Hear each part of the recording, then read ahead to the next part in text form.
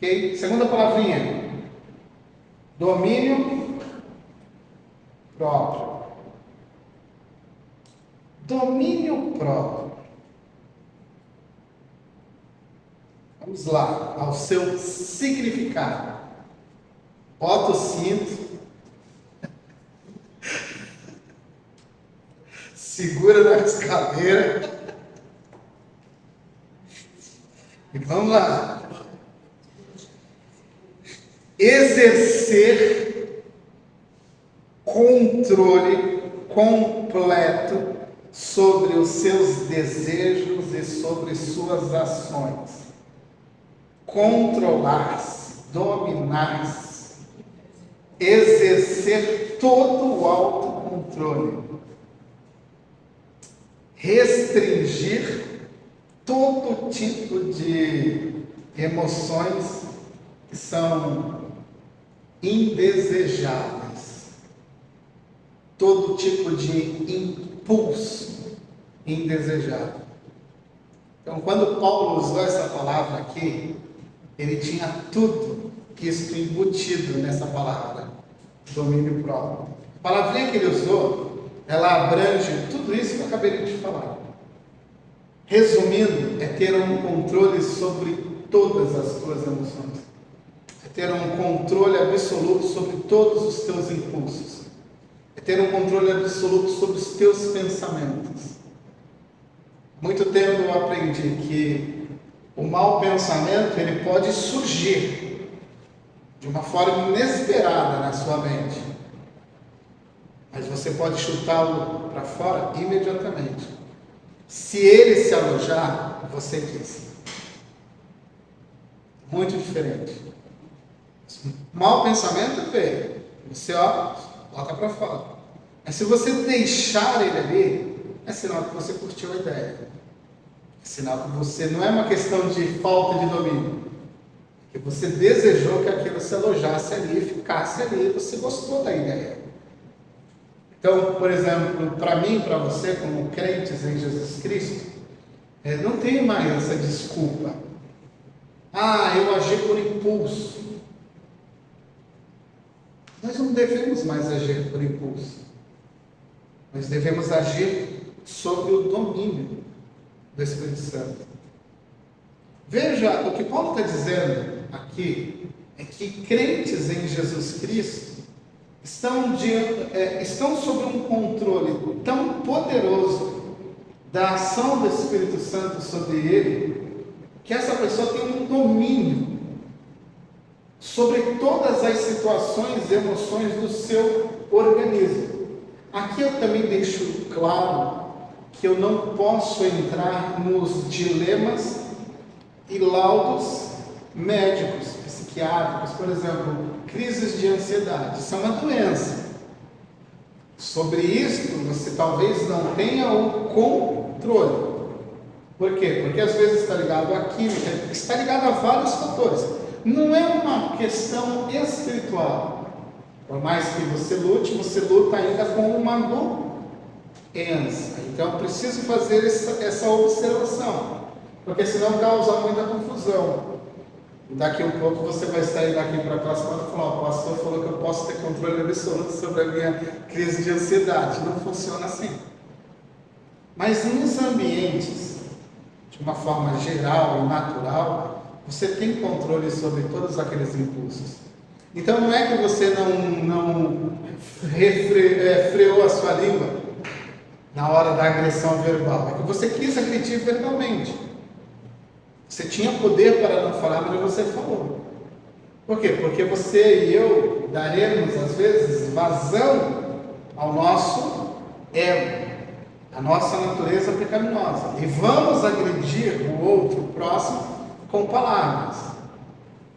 E aqui eu posso colocar, ou você pode colocar em qualquer ambiente, você tem total controle.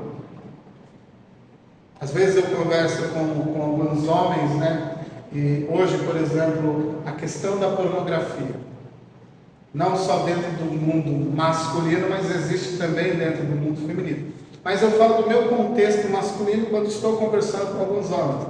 Mas eu me senti tão fraco, eu fui lá e cliquei. Eu falo: não, Não foi fraqueza. Você quis clicar. Você não teve controle sobre os teus desejos. Você optou por clicar, por colocar o dedinho no teclado ali e acionar o vídeo. O vídeo não se manifestou sozinho.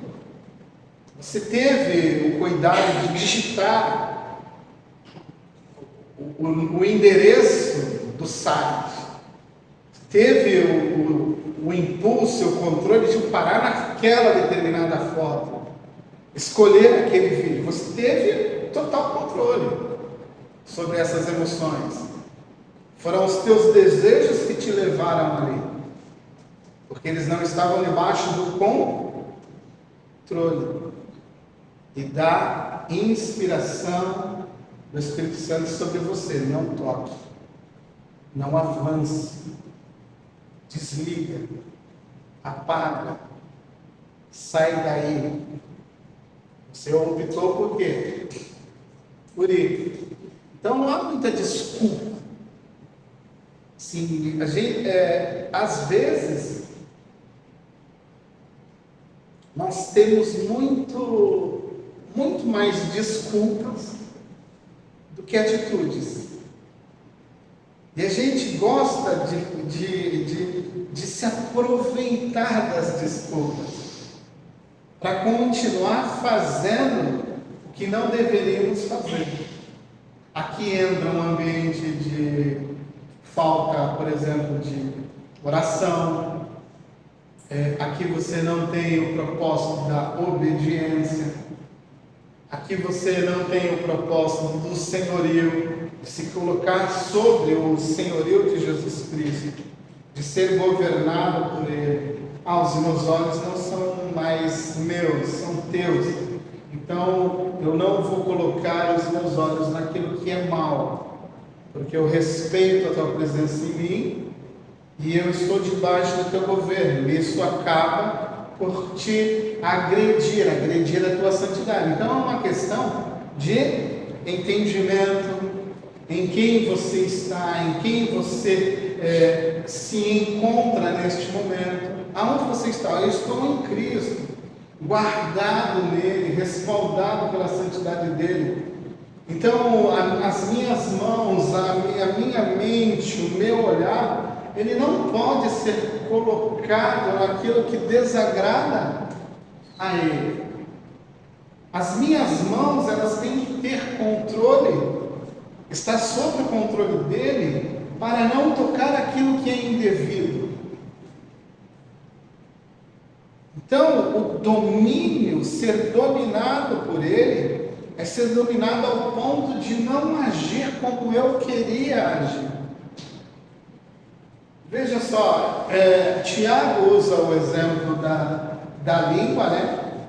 Controle da língua, um pequeno membro do nosso corpo, né? A língua. Mas ele diz lá, Tiago, quem domina a fala, domina todo o seu corpo. Quem tem controle sobre aquilo que fala, tem controle sobre todos os seus desejos. Ele usa o exemplo do barco, do navio e do leme.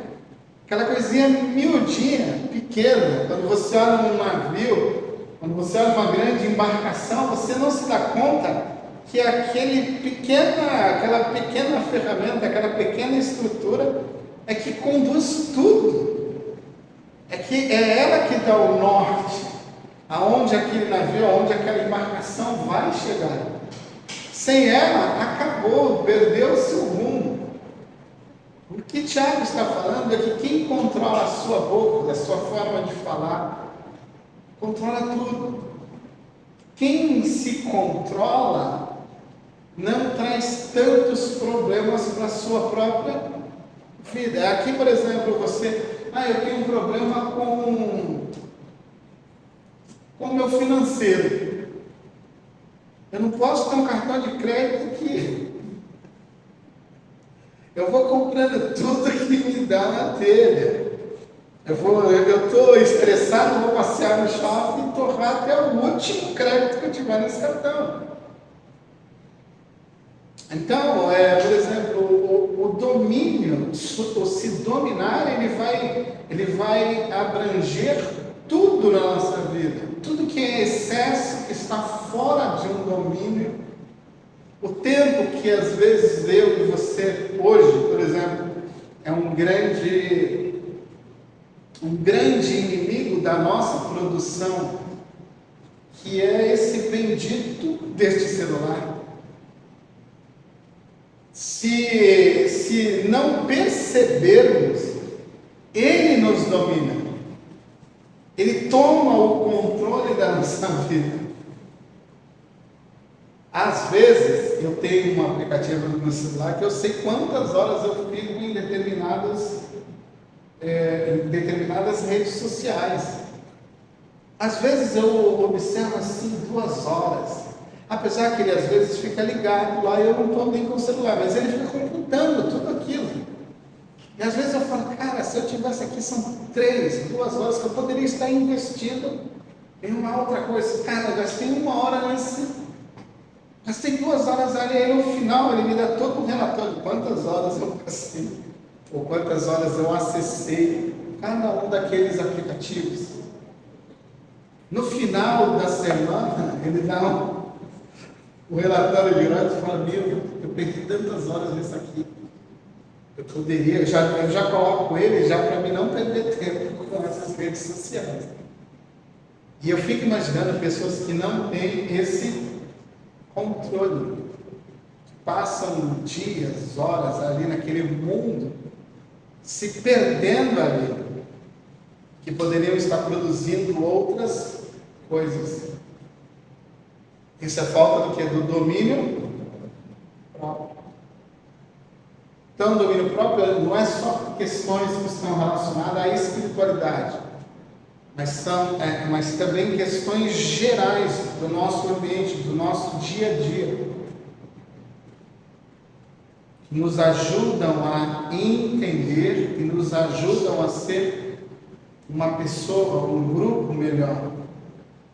Então eu preciso ter esse domínio sobre a minha vida, ser dono do meu corpo, ser dono da minha fala, ser dono das minhas ações, não permitir que a minha natureza pecaminosa ela avance, ela destrua por falta de controle. Então, quando a tua natureza pecaminosa não está sobre o controle do Espírito Santo, ela não está condenada à morte, não tenha a ilusão que ela vai trazer uma boa colheita. Ela vai trazer colheita destruidora. Tudo que ela puder tocar, ela vai tocar para destruir. Porque essa é a nossa natureza. A base de tudo é o nosso egoísmo. A base de tudo é a nossa independência de Deus. Então, quanto mais eu agir dentro deste contexto de falta de controle, mais eu estarei em cena. A minha natureza pecaminosa estará em cena. Então você precisa ter este controle. Veja só, 1 Coríntios capítulo 9, verso 25.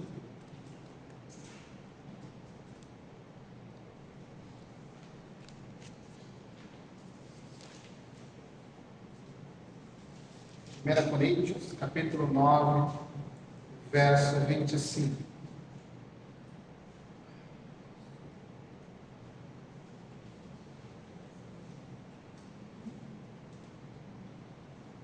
Posso ler?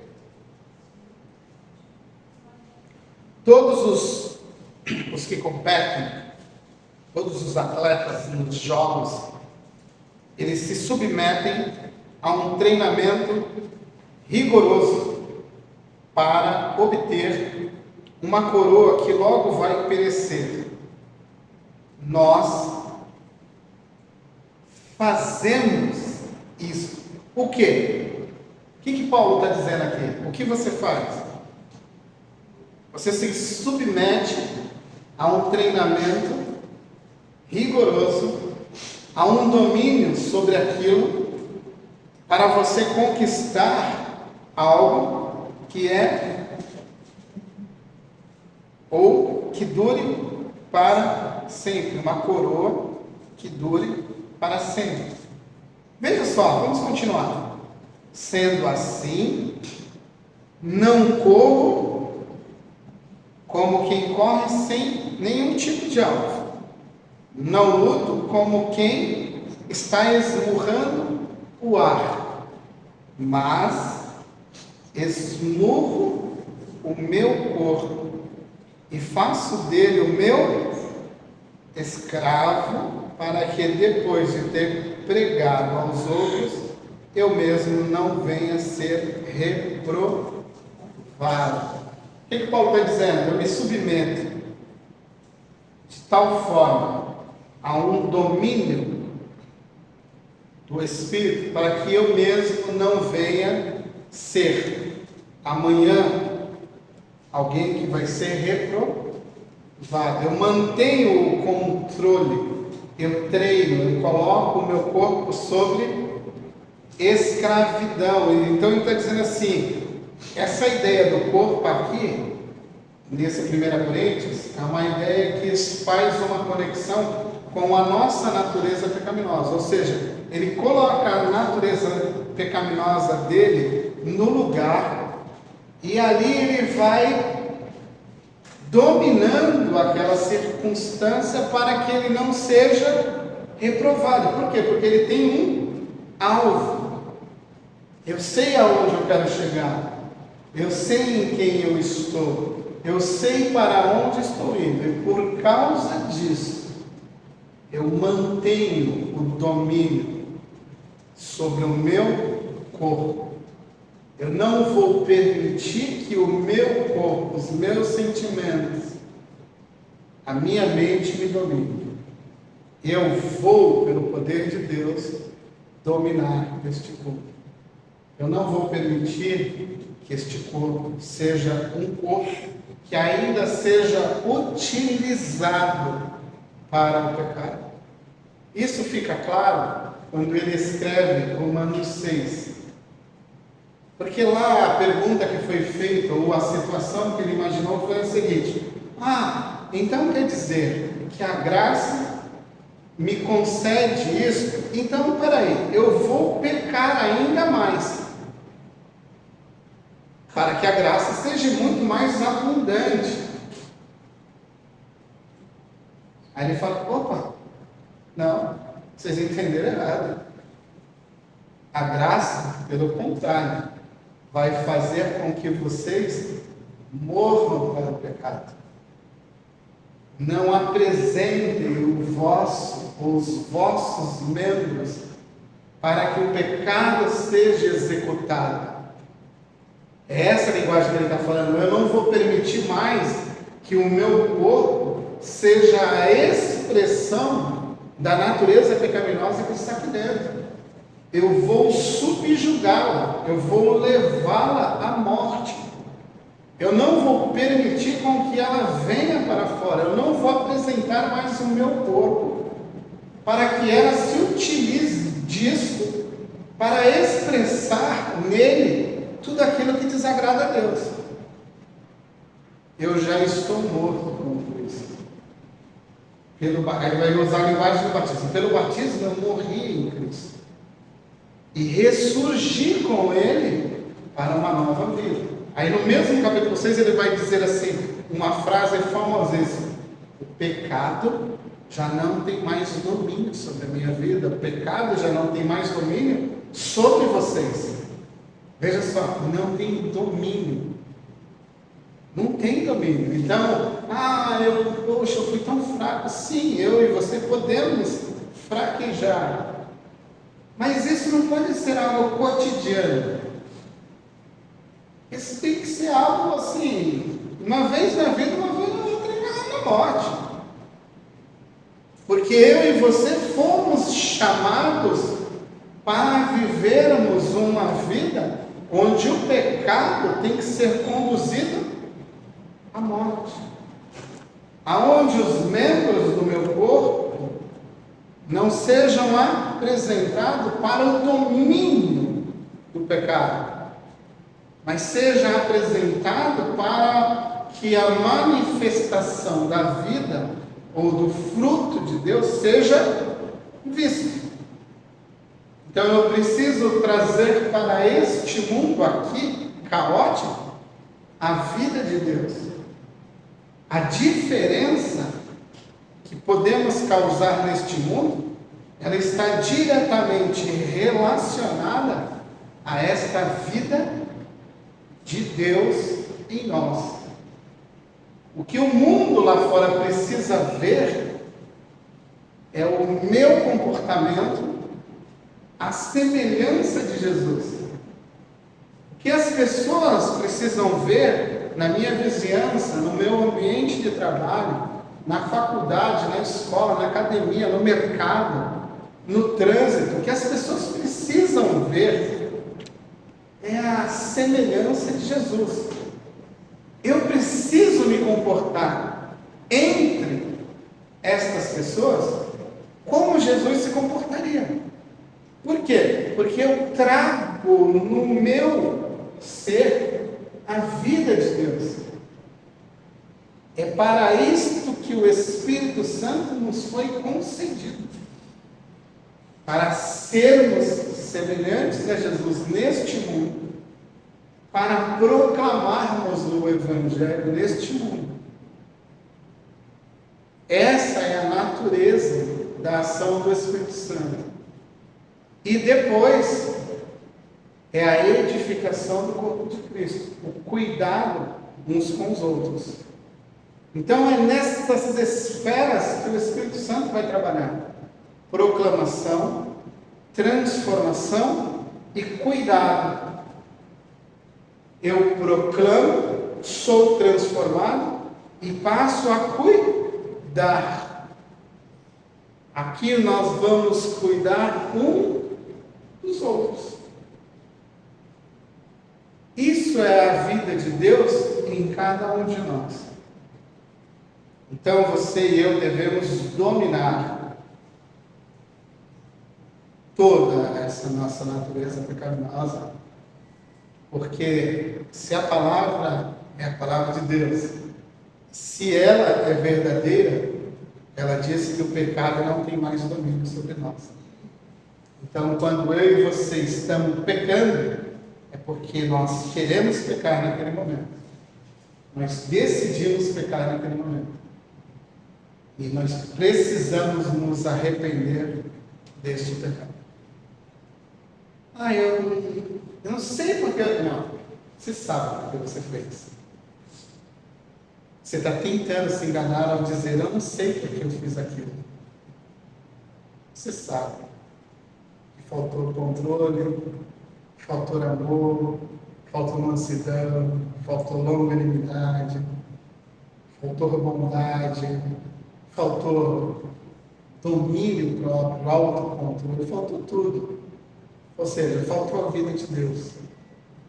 Você se importou em colocar para fora, em prestar para este corpo a sua natureza maldita. Você colocou para fora tudo aquilo que Deus queria que estivesse morto.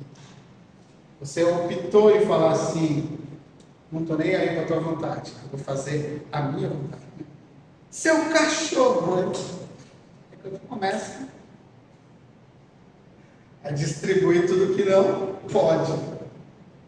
Aí vem as palavras de baixo calão, aí tudo que não pode vai entrar aí. Entende?